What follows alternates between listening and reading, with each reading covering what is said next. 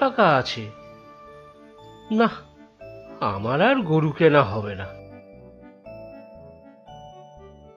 ও মশাই, আপনি মাথায় হাত দিয়ে বসে আছেন কেন? কি আর বলবো, এসেছিলাম গরু কিনতে, কিন্তু যা দাম, তাতে আমার আর গরু কেনা হবে না।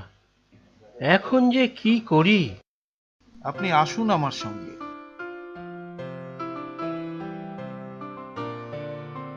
এবারে দেখুন, কত ভালো ভালো গরু আছে এখানে। আপনার যেটা পছন্দ সেটাই আপনাকে দিয়ে দেবো। কিন্তু আমার যে বেশি পয়সা নেই। আহা, আপনি পছন্দ করুনই না, তারপর দেখছি। ওই ওই সাদা ধবধবে গরুটা আমার ভারী পছন্দ। আহা, ধবলি গাই। এটার কত দাম আছে?